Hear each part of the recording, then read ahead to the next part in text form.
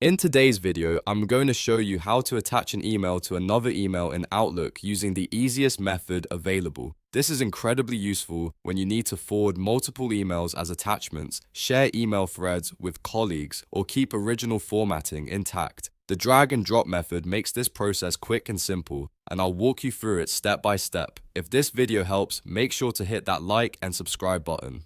Alright, let's get started. First, you need to arrange your windows so you can see both the email you want to attach and your new draft email. This is the key to making the drag and drop method work smoothly. Open Outlook and locate the email in your inbox that you want to attach to another email. This could be any message from your inbox, sent items, or any other folder.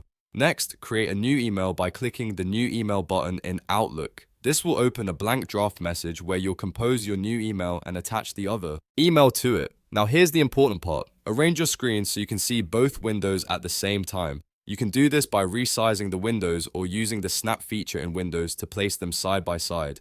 Make sure the email you want to attach is visible in your inbox or folder list, and your new draft email window is also visible. Once both windows are visible, click on the email you want to attach in your inbox or folder. Hold down the left mouse button and drag the email over to the body of your new draft email. As you drag it, you'll see the cursor change to indicate that you're moving an item. Position your cursor in the body area of the new email where you want the attachment to appear, and then release the mouse button. The email will now appear as an attachment in your new draft. You'll see it listed as an attachment with a file extension like .msg or .eml. This is the original email packaged as a file that your recipient can open and view with all its original formatting, headers, and content preserved. You can now add your recipient's email address in the To field, write your message in the body of the email, and add a subject line as you normally would.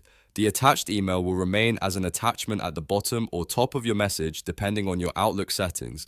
When you're ready, simply click Send. Your recipient will receive the email with the attached message file, which they can open to view the original email in its entirety. And that's it. You've successfully attached an email to another email in Outlook using the simple drag and drop method. This technique saves time and ensures that all the original email information is preserved exactly as it was. If this video helped you, make sure to hit that like and subscribe button for more Outlook tutorials.